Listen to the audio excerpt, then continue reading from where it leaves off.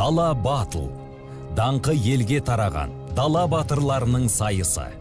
Халық үшін хабар арнасынан жол тартқан жобаның батырлары бүгін қандай тартыспен бетпе-бет келетінін білмейді әлі. Автобус ішінде әңгіме соғып бара жатқан олардың жайбарақат көңілі жарты сағаттан кейін қалай болар екен? Продюсерлар айтқан, ешкім айтпаңыздар, қандай сайыс болу керек еді, бірақ сендерге жағасы айтып қойын, қиын болмау үшін. Біз қазір қаланың шетіне базарға барып жатырмыз. Әр қатысушыға бір-бір жылқының еті беріледі. Соны кім бір сатады, сол бір жол алады. Мен бірінші орнап кетейін деп тұрмын ғой. Кімде қалай саудада мықтысың ба? Мен Алтын Ордада банан сатқам ғой. Қай жылдары? Алтын Ордада 2009-2011-ге дейін. Банан саттым, аптабек болдым. Басында розница саттым, кейін аптабек болып сатып жүрдім. Негізінде папам 20 жылдай болды бананмен айналысады. Қазір бар ма әлі ол бизнес, жоқ па? Мен кішкентай кезімде асық сатқам. Асық, өте сондай тәжірибем бар, жақсы.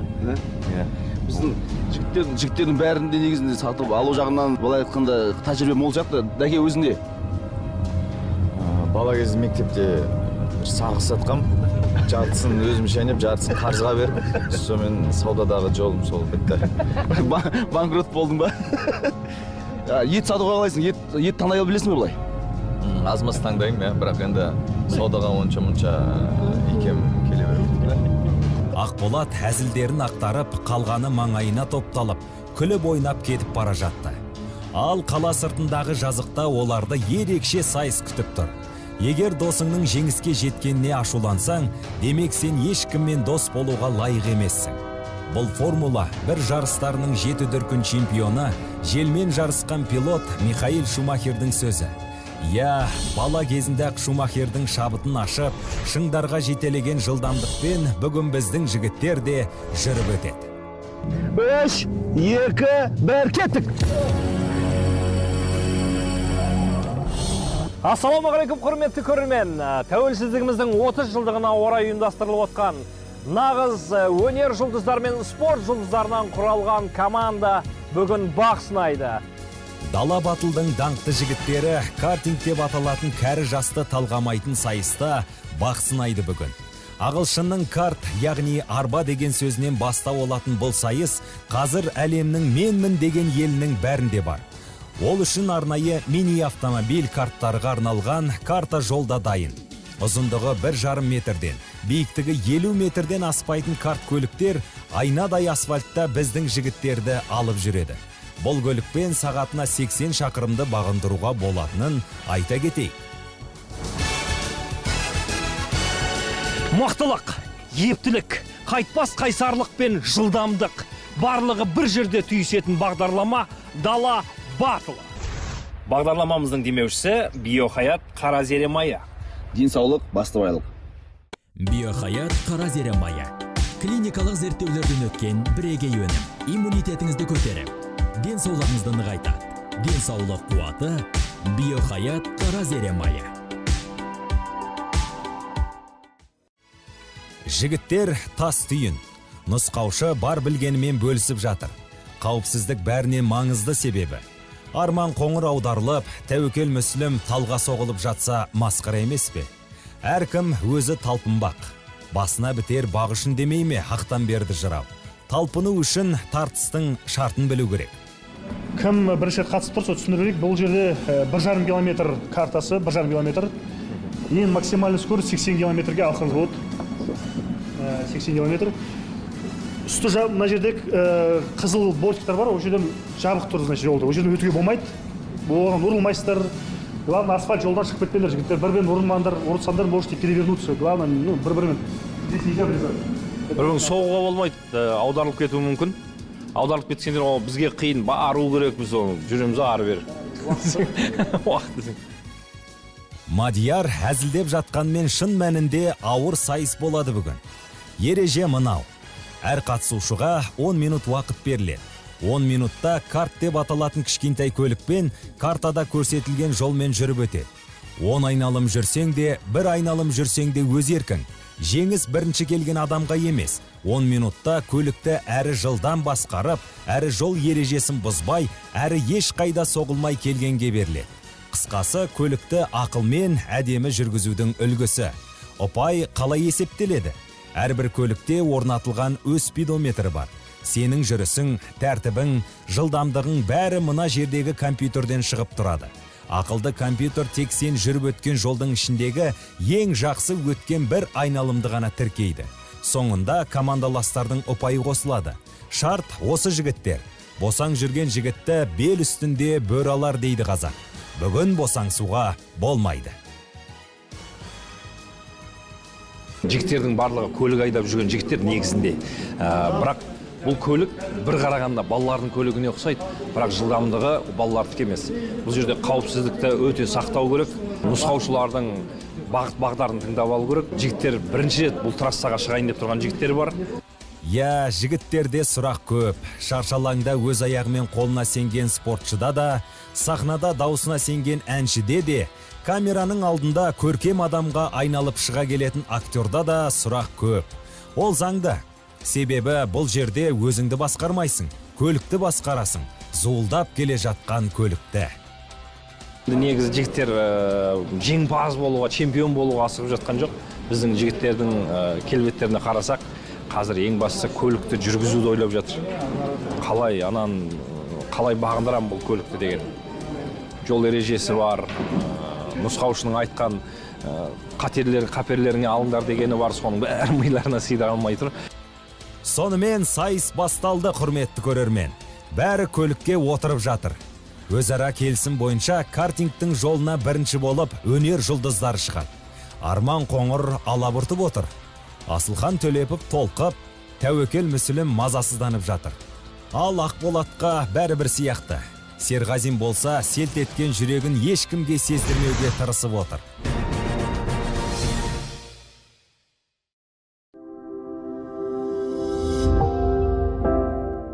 Бір ғана адамның қатысу үшін ғана уақыт есептелмейді ғой. Бұл жерде Айдар менің серіктесім, напарнигім. Айдардың уақытысы да саналады. Сол себептен жалпы уақыт алғанда енді білмеймін қалай болатынын. Өйткені бұған дейін жарыста көрдік. Бірінші орын алып тұрған жерден екеуін қосқан кезде ортаға түсіп қаламыз, артына қалып қоямыз, сол сияқты. Сол себептен енді Айдар жақсы уақыт көрсетсе, мен де тырысамын енді. Бұйырса енді бір үштіктің бірінеуінде боламыз деп ойлаймын. Болды, сәттілік онда жігіттерге.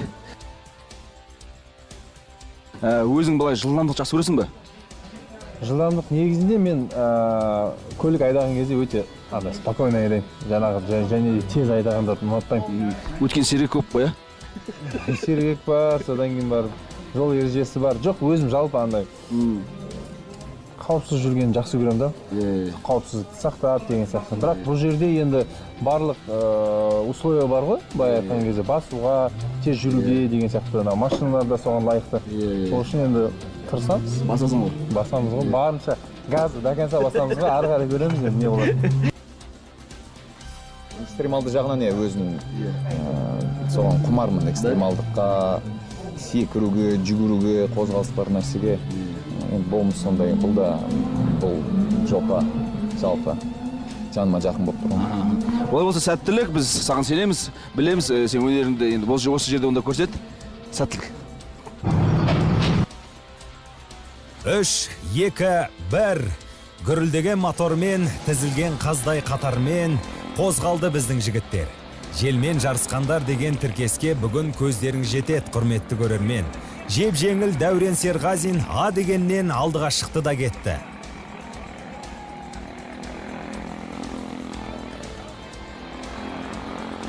«90 келіден асатын Тәуекел де ішкі қорқынышын енді жеңгенге ұқсайды. Айналымның жартысына жеткенде оза бастады. Қазір 1,5 шақырымда жігіттер қанша рет айналып өтеді, 10 минуттың ішінде ол өз еркі. Біреу бір рет айналып өтуі мүмкін. Ең бастысы әдемі көрсеткішпен жол ережесін бұзбау керек. Бірінші қазір бізде бірінші болып кім келе жатыр? Тәуекел ма, бұл кім? Тәуекел Мүсілім. Екінші.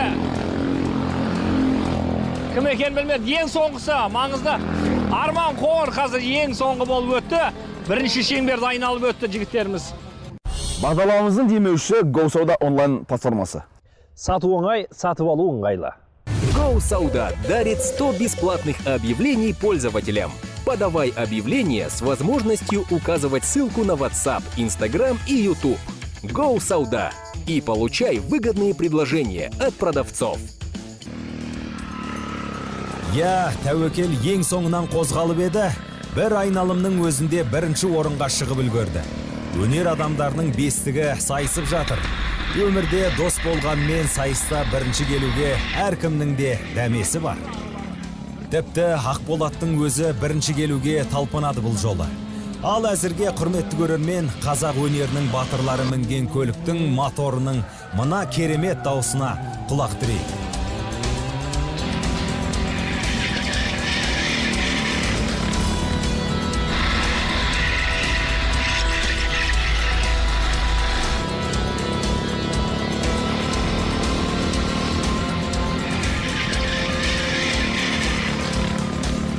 Қауіпті бұрылыстың белгілері мынандай қорғандар қойылған. Бір-бірінен озып өтетін жерлерде соғысып қалмау керек. Негізінде шарт осы. Соғысып қалмау керек, маңыздысы. Соғысқан жағдайда олар жолдан шетіне шығып кетеді. Одан кейін осы жерде тежегіш әлбетте бұл уақытты тоқтатады. Міне екінші шеңберде бұл тәуекел тағы да бізде. Тәуекел Мүсілім қазір кетті. Дәурен Серғазин. Арман Қоңыр қазір екінші шеңбер, енді нағыз уақытты жылдамдататын кез болды. Екінші айналым бітті. Әзірге тәуекел Мүсілім ешкімге дес берер емес. Көліктегі отырысының өзі қырдың қызыл түлкісіне шүйлігіп келе жатқан қыранды еске салады. Міне, біз қатысушыларға берілген 10 минутты да орталап қалдық. Енді бірнеше айналымнан кейін өнердегілер өз ұпайларын білуге асығып жатыр. Жарайсың тәуекел, үшінші айналымды да бірінші орынмен өтті. Мұратыңа жеткенше дос дұшпанға сыр берме. Батыр Бауыржанның бұл сөзін тәуекел ұғып алған сияқты. Тактикасы күшті. Қорқасың ба десең үндемей күле салады. Соңында зырылдап бірінші кетіп бара жатыр.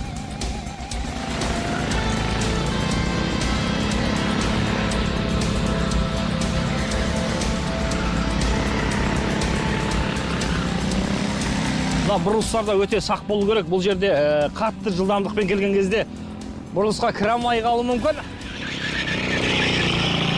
Міне тәуекел Мүсілім қазір 4-ші, қателеспесем 5-ші айналымға кетіп бара жатыр. Бірінші болып келе жатыр бізде қазір. Міне көрдіңіздер, бұл жерде Асылхан кішкене рульге ие бола алмады. Міне ие бола алмай қалған сәттер болады. Мына бұрылыстарға келген кезде жылдамдықты азайту керек. Әйтпесе бұл қатты келген жылдамдықпен бұрылыстарға кіре алмай қаламыз. Жарысқа шығар алдында картадағы жол бедері бәріне де көрсетілді. Сондықтан бұрылысты бәрі білет деп ойлаймыз. 5-ші айналымға кетті жігіттер. Тәуекел топтан қара үзіп кетті қазір. Велотілмен айтқанда пелетонның басында кетті. Ортаңғы топ бір-біріне өте жақын зуылдап барады. Тек соңғы жақта бір көлік асығатын емес. Кім екенін іштеріңіз сезетін шығар. Ақша қымбат, адам өмірі одан қымбат. Ал уақыт бәрінен қымбат батырым. Кішкене тезірек жүрсең болар еді. Міне мына қауіпсіздік белгілері және осы жолдың шеттеріне осындайлар қойылады әдейі. Алыстан келе жатқанда көріну үшін жігіттер байқаусызда жолдан шығып кететін болса, осындайларға келіп соғысады. Бұл кішкене сақтық шаралары ғой. Жігіттер адреналин қуалап жатқанда картинг туралы айта кетейік. Не шықса да Америкадан шығады ғой. Сонау 1957 жылы бизнес бастағысы кеп жүрген екі әскери инженер ойланып осы картинг көліктерін жасауды қолға алған. Ал 4 жылдан кейін бұндай көліктер көштен қалған Кеңес одағына да келіп алды. Енді ойлаңыздар, картингтің тарихы қандай жылдамдықпен тарағанын. Бұл шынымен өте қызықты спорт. Есептегіштер бар, компьютерде барлығын есептеп жатыр және көрсетіп тұр. Қай бұрылыстан қалай өтті. Міне қазір бізде тәуекел кетті. Сақ болу керек осы жерде. Дәурен Серғазин қазір екінші болып кетіп бара жатқан бізде. Арман Қоңыр қазір орындар ауысып жатыр. Қателеспесем. Ей! Қайда кеттің ба? Жылдамдық соншалықты адамның басын айналдырады. Қазір ғана кеткен сияқты бірден келіп жатыр. Мынау қателеспесем енді соңғы мәреге жақын қалды. Міне, мәреге кетті. Олай болса көрейік жігіттердің уақыттарын. 10 минуттық сайыс соңына жетіп, жеңімпаздардың алды келе бастады міне. Міне бүгінгі жарысты бірінші болып аяқтап жатқан Тәуекел Мүслім, бірақ уақыт әлі белгісіз, соны санайтын боламыз. Керемет! Екінші болып аяқтайтын бізде қазір танымаймыз. Дәурен Серғазин, керемет. Үшінші болып аяқтайтын бізде Арман Қоңыр. Төртінші болып бізді аяқтаған Асылхан Төлепов. Олай болса, біз Ақболат Өтебаевты күтеміз енді. Қой, Ақболат та аман есен кеп қалар. Сұхбат сериясына кезек берейік. Жылдамдықтан кейінгі жылы эмоциялар сөйлесін. Дәурен, шаң болып төсті, неден жолдан шығып кеттің ба әлде? Бір рет жолдан шығып кеттім жаңа, ауылдағыдай төтесімен тартайын дедім. Сөйтсем болмайды екен төтесімен. Қаланың өзінің заңдылығы бар екен. Мынау бір-бірін жаңағыдай озып өткен кезде қысылып қалды. Сондай сәт болды ма сенде? Енді бірге басталғаннан кейін мына бұрысқа келгенде бәріміз бірге келіп, бір-бірімізді итерісіп. Таласып қалдыңдар жолға. Аршыл десем естімейді екен, сөйтсем мынау жалғып тұр екен ғой. Серғазин байқадым бір жерінде ат жақты шауып қалды қамшымен. Сол кішкене Тәуекелге жетейін деп қолда қамшы да болмайды әттеген ай. Бірақ бұл жерде бірінші, екінші келу, үшінші келу. Әрине қазір уақытым соңғы болып шығуы мүмкін. Ол кезде мына интервьюді бүйтіп алып тастайсыздар ғой. Бұл жерде енді кім бірінші келді, кім екінші келді емес, уақытқа ғой енді Құдай қаласа. Көреміз, бірақ өзіме ұнады, ең басты адреналин ұнады. Андай сезім кереметті. Тәуекел, сен байқадым, өзінде бір өзгеше бір тактика бар ма, былай бүктеліп алады екенсің, ол не үшін? Өзінің бір несі бар ма? Сонда бар. Ол не сопротивление дейді оны, жел ұрған кезде, соны, чтоб тезірек қатты не сопротивление болмасын деп, қарсылас болмасын деп. Бүктеліп алдым осы. Тура жүретін жерде ғой. Скорость. Жылдамдық жиналу үшін. Өйткені салмағым ауыр, сол себептен көп жылдамдық аламаймын да. Ақболат Өтебаев қатарға қосылды қайтадан. Қандай қимыл жасаса да өзіне назар аудартуды біледі бұл жігіт. Жеңсе мақтанады, ұтылса ақталады. Жасма жігіт. Жетістік ол энтузиазмды жоғалтпай, сәтсіздіктен сәтсіздікке дейін қимылдай беру дейді. Уинстон Черчилль атаң. Бізде мына жерде барлық есептілік компьютермен шығарып береді. Жол ережесін қанша рет бұзды. Жақсылықта ниетіміз бар енді. Көреміз иншалла. Осы жалпы проект мен самоценкім түсіріп жатыр. Үйге барғанда әйелім күтпесе болар еді. Аман есен бітіріп. Не үшін бардың деп па? Не мынау десе? Енді жарайды ол. Үйдегі проблема ғой, үйдегі қиындықтарды шешіп аласыз. Бірақ асуға қиындық тудырып жатқан жоқсыз ба? Ол өзінен өзі ғой. Сізге қиындық тудырып жатқан жоқ па? Жоқ, былай күшті өтіп жатыр проект бәрі. Сіздер болса да әйтеуір. Сіздер бас жүлде алып, жеңіске жетіп үйреніп қалғансыздар ғой, қасыңызда әріптесіңіз енді қиналып. Көнуге тура келеді, біреудің басын кесіп алмайсың ғой. Бауыр болып қалды, ақталамыз ғой. Бір плюсы бауыр болып қалдық. Осы проекттің арқасында біраз өнер жолында жүрген кісілермен танысып, араласып, олардың да осындай спорт жағынан өз-өздерін тексеріп, біз де оларға үлесімізді қосып, күшті жақсы болып қалды. Жеңілсін, ең басы ауызбіршілік жақсы. Дұрыс, ең басы осын жоғалтпайық жігіттер. Ол мәселе сенің соңында келіп жатқанда емес деп қайта ма? Аяқ астынан сол басында келіп қалатын сияқты, потому что мен бір круг жақсы жасадым деп ойлаймын. Сол мүмкін есептеліп кетуі. Бірақ әлде де сенде мүмкіндік бар, өйткені әлі асу шыққан жоқ қой. Қазір асу сенің уақытыңды толтыруы мүмкін. Екеуіңдікін қосқан кезде әдемі көрсеткіш көрсететін болса, маған рахмет айтасыңдар жігіттер. Бағдарламамыздың демеушісі Шах шұжық өнімдері. Уақыт дәлелдеген сапа.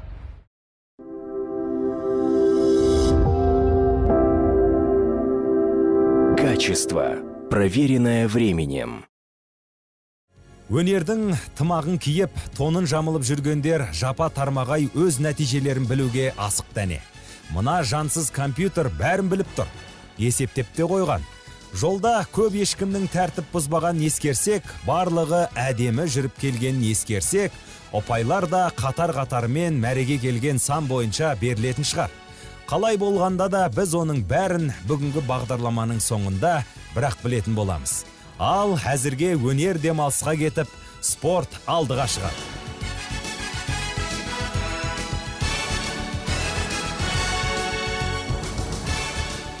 Дайындық, дауыл алдындағы тыныштық сияқты.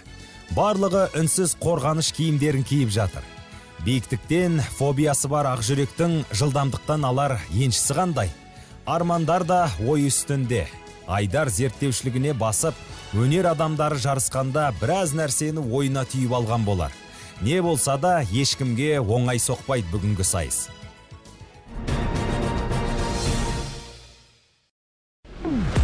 Гоу сауда.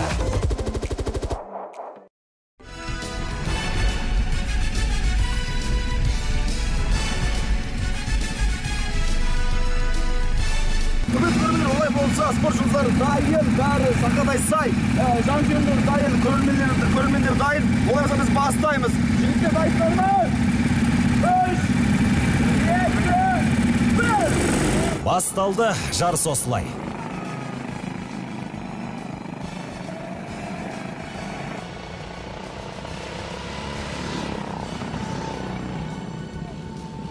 Алғашқы айналым бастала салысымен Арман Әшім алдыға шығып үлгерді. Дәл бір мұз үстінде сырғанап бара жатқандай жеңіл де еркін қозғалуда.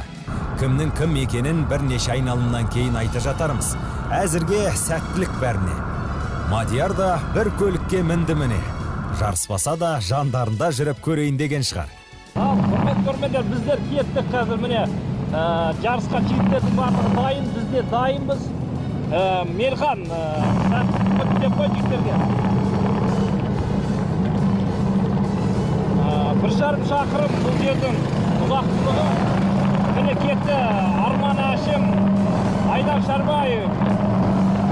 Бізде қазір спортсмендер, өнер адамдары жағана үміткерлер болады. Ал енді біз қазір спортсмендерді бақылайтын боламыз. Әрбір бұрылыс қауіпті, сондықтан сақ болған дұрыс.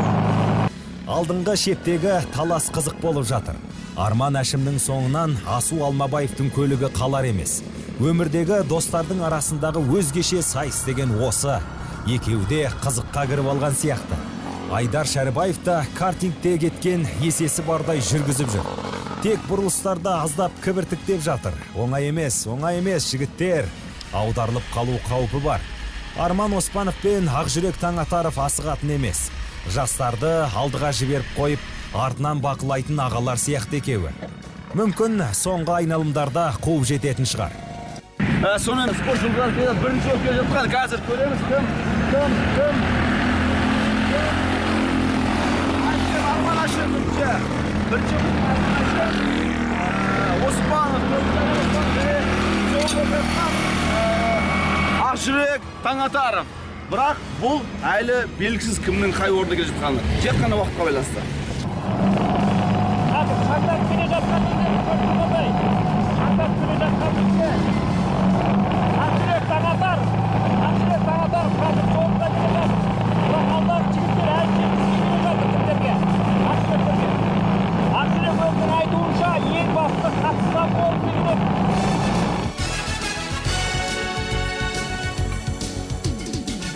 Айдар Шәрібаев.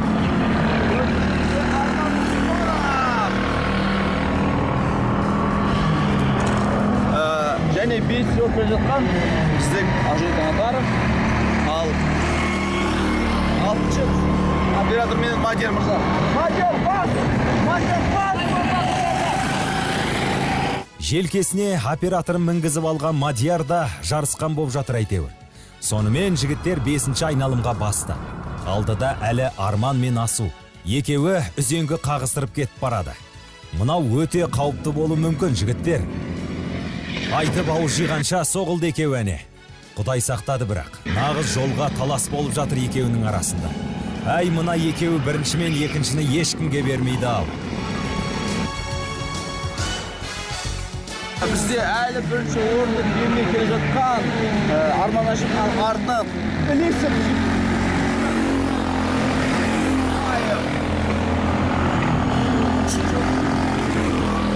Айдар Шарбаев, 4-ші әдеттегідей Арман Оспанов.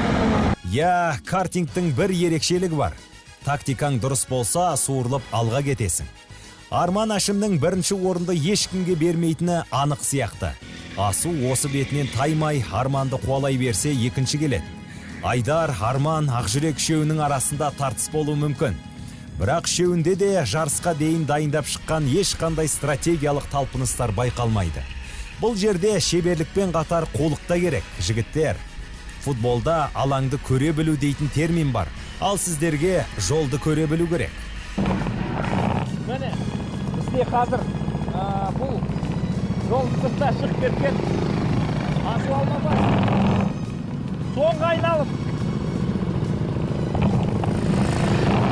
Міне, Арман Оспанов та жолдан тыс шығып кетті. Соңғы айналымда қателіктер жасалып жатыр. Асу Алмабаев та қазір жолдан шығып кеткен болады. Айдар Шарбаев бұл қиын бұрылысты жақсы өтті. Айдар Шарбаев жақсы өтіп кетті. Асу Алмабаев асығыс келді. Енді соңғы айналым болғандықтан барынша уақытты ұпайды жинап алуға тырыстау дейді.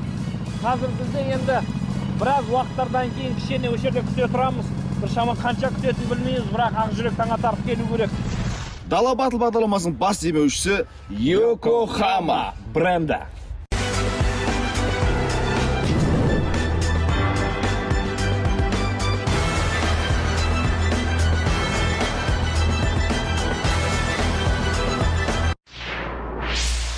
Йокохама. Бұл өмірде не тәтті деп сұрақ қойсаң, жұмыр жердің жартысы жан тәтті деп жауап беретінін сезесің. Ал бұл жігіттерге жаннан бұрын жарақат алмау маңызды. Арман Оспанов UFC-дің туының астында, октагонда атойлап жататын күнде алыс емес.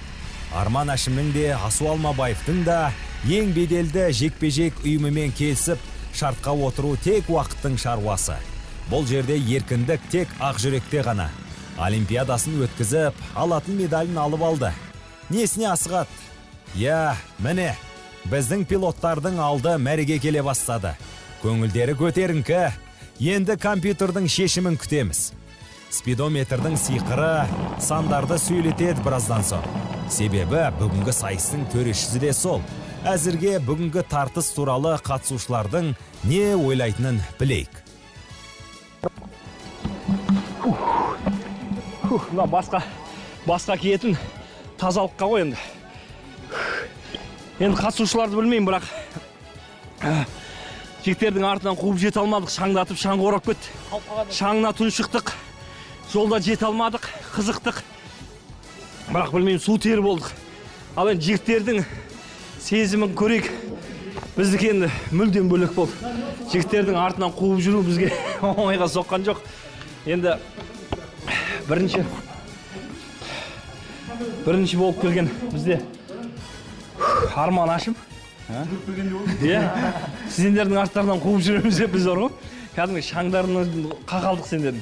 Екеуің соғысып қалдыңдар ғой, Жоқ, бұл бірінші Асу, бірінші мен қағып өтіп кетті поворотқа. Мен кеңірек алып өтіп, бұл ішінен кіріп кетті, мен сыртқа шығарып жіберді. Екіншіден енді қалай ол? Болмайды ғой. Айтты, қағып болмайды. Кім бұзды? Жол ережесін. Асыл сен бұздың? Мен бұздым. Бұл праваны сатып алған ғой деймін. Оқымағансың ғой сен? Оқымаған. Бұған машина айдағансың ба? Мынау үйреткен ғой. Әдемі әзілдесіп жүр барлығы.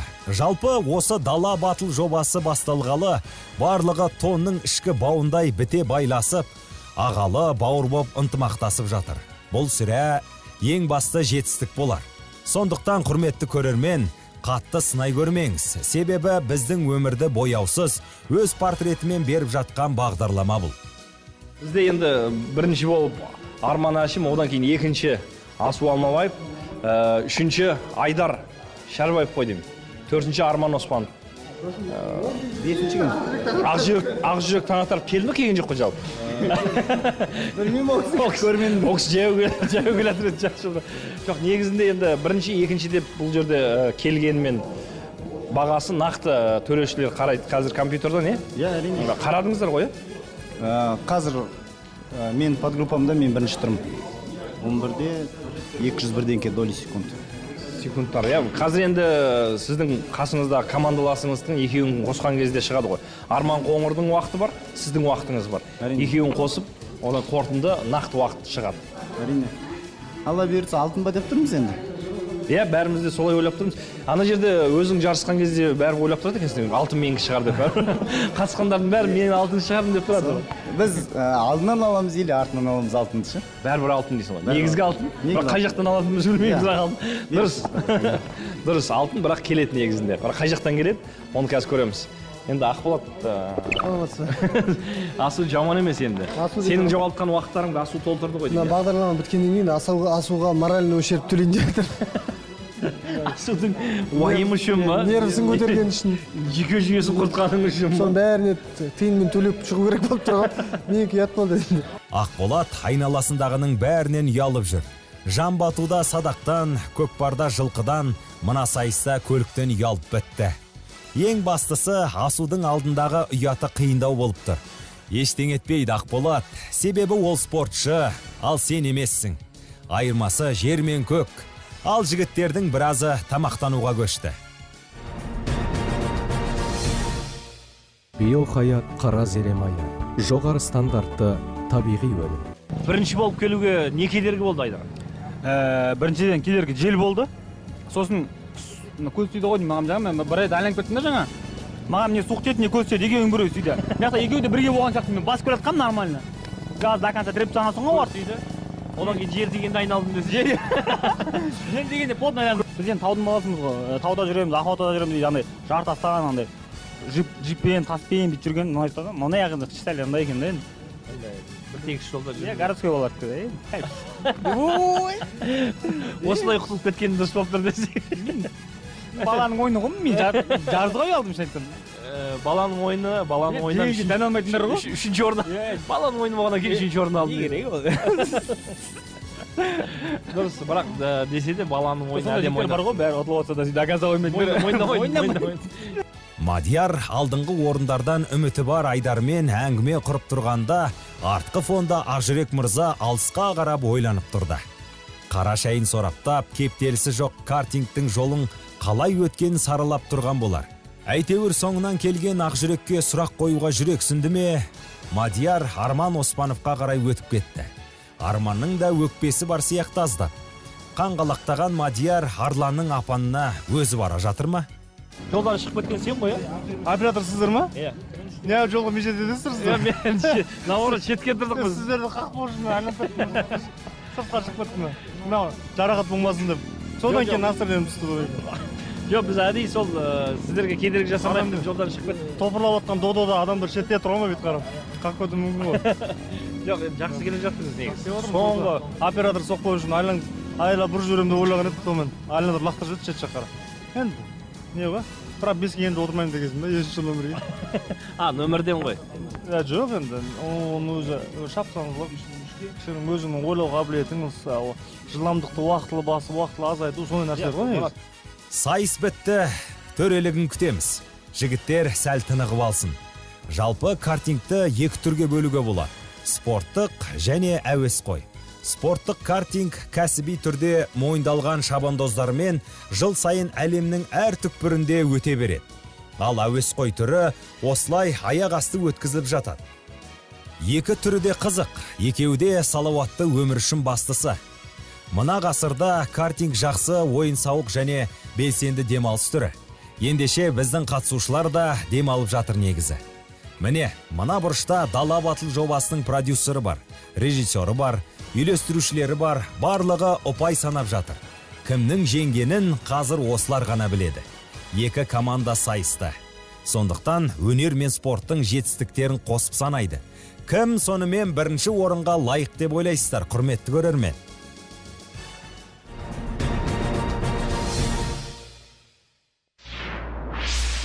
Йокохама.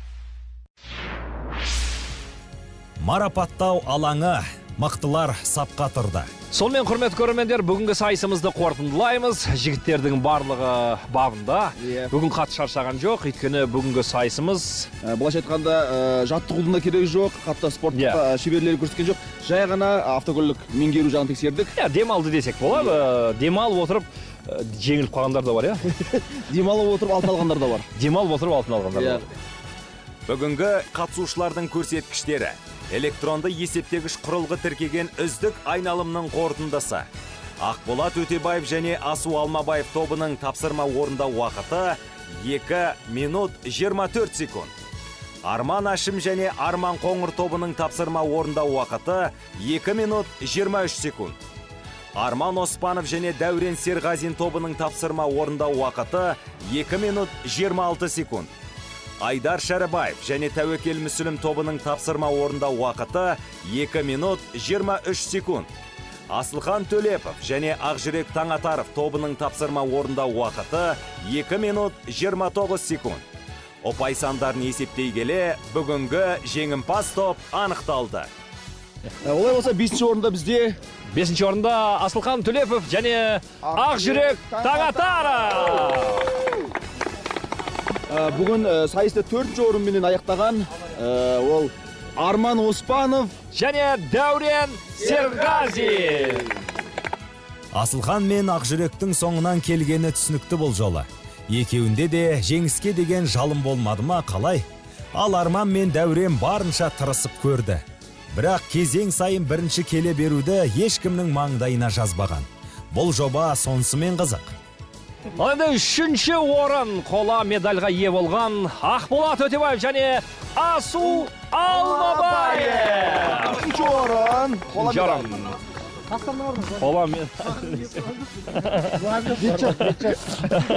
Туылсын, қола медаль туылсын. Туылсын жігіттер. Қиын болды біраз айтайын. Қиын болған жоқ. Оңай болған жоқ. Ештеңе оңай келіп жатқан жоқ. Мен тағы да кешірім сұрайын. Жанкүйерлердің барлығынан кешірім сұрайын. Айыппай ұрмаңыздар, болашаққа түзейміз. Болады, істейміз. Ақболат Өтебаев бізде бірінші орын алды кешірім сұраудан. Бұл бағдарламада десек. Үлкен еңбекпен келген қола жүлделерің құтты болсын, жігіттер. Олай болса 2-ші орында бізде Арман Ашым және Арман Қоңыр. 2-ші орын. Тоғыз жігіттер. Құтты болсын. Қалай енді? Бұл жерде енді сәттілік қой жайғынан. Көрдіңіздер өзі. Картингта көлігінде не бар, соның бәрін алып жүрдік қой. Ол жерде қатты аса ештеңе жоқ қой, руль, газ, тормоз. Сол ғой, 80-мен ғана жүрдік сол. Пауэрттарға бір 60-50 мен. Сол ғана. Жылдамдық ары қарай асыруға болатын болғанда, тағы да асыруға мүмкіндік бар етсін. Әрине. Бірақ қанша асса да 2-ші орын. Болады, шүкір. Ал күміс жүлделерің құтты болсын, жігіттер. Екі арман біріксе, армандар орындала бастайды деген расау. Ал біз бүгінгі сайыстың бағы мен тағын қосып еленген топқа ойсайық. Жігітті көркінен таныма, сертінен таны деген сөз бар. Бұл екі жігіт серт берсе орындайды. Айтты ма, істейді. Алтын медальға ие болған 1-ші орын ол Тәуекел Мүсілім Айдар Шәрібаев. Құтты болсын жігіттер. Алтын құтты болсын. Алтын құтты болсын. Керемет. Енді міне біздің бүгінгі сайыстағы нағыз чемпиондар. Тәуекел өзінің бойына қарамай 1-ші орында. Мен байқадым, көлікті жүргізген кезде барлығы бұлай отырды ғой. Тәуекел бұлай отырды ғой. бүктеліп алған. Аэродинамиканы біледі жақсы. Желге қарама қарсы. Физика жақсы оқығансың ба? Желді жыртып өттің ғой сен. Ондай бар, негізі менде тек қана бой емес, салмақ та бар. Салмақ бәріміз бір мәреден бастадық қой. Сол кезде өзіміздің бестік, өнердегі бестіктің ішінде Арман екеуміз ең ауырмыз. Арттан қалып қойдық та. Қалған жеңілдер бірінші бастап кетті. Қалай осып кеттің бәріне сен? Енді ол жалпы бұрылыстарда ғой, ең бір қиын бұрылыстар бар өзінің. Тежеп, тормоз басып, газ басатын жерлер бар, сол жерден әйтеуір. Тежегіште негізі тежегіш керек болды саған. Әрине. Жігіттер көбісі айтты, ешқандай тежегішті баспадық. Ондай да болады. Газ басып отырды. Бұрылысқа келгенде деп. Ол қателік болған шығар баспадық. Жоқ, олай да істеуге болады. Енді әркімге өзінің айласы ғой. Маған тежегішпен ыңғайлы болды. Жылдамдық пен ептіліктің, шеберлік пен шыдамның жарысында төрт дөңгелегіне тыным бермей, қарсыласқа сырын бермей, алтыннан алқа тағынған Тәуекел мен Айдарға жеңістерің көп болсын дейміз. Жалпы осыған дейінгі дала батылдың жарыс тарихында кезеңнен кезеңге кемелденіп келе жатқан топ болса, олар осы жігіттердің тобағайын. Хабардың қадірлі көрерменінің де түйгені біреу болар. Спорт пен өнер қатарласып, қатар басып жүрсе, мәдениетің мен рухың биіктей береді. Біздің қазақта бөр аулайтын жігіт бөрігінен белгілі, жау алатын жігіт сергінен белгілі деген аталы сөз бар. Серіктесіп жүрген серлерге сәттілік тілейміз. Ал жалпы көрермендерге түсінікті болу үшін айта кетейік. Апта сайын болатын дала батылдың барлық кезеңдері аяқталғанда жалпылама ұпай санайтын боламыз. Бұл жоба 10 кезеңнен тұратынын еске салайық. Әр кезеңнің ұпайын бір-біріне қосамыз. Дала батылда жеребе арқылы жұптасқан 5 команда бар. Олардың еш қайсысы кезең соңында сайыстан шығып қалмайды. Бірден 5-ке дейінгі шкала бойынша әр кезеңнің қорытындысында 5-ші орын алған топтың өзі 1 ұпайға ие болады. 4-ші орын алған топ 2 ұпай, 3-ші орын алған топ 3 ұпай, 2-ші орын алған топ 4 ұпай, ал 1-ші орын алған топ 5 ұпайды еншілейді. Кезеңнен кезеңге өту барысында ұпайлар жиналады. Ең соңғы 10-ші кезеңде барлық ұпайларды қосу арқылы жеңімпаз команданы анықтап, демеушілердің атынан қомақты сыйлық табысталатын болады. Ендеше біздің батырларға дала батылда бірге жанкүйер болайық, ағайын. Бұлай болса, бүгінгі бағдарламамыз аяғына келіп жетті. Иә, сіздермен болған дала батыл, оның жүргізушілері Мейірхан және Мадияр. Кездескенше.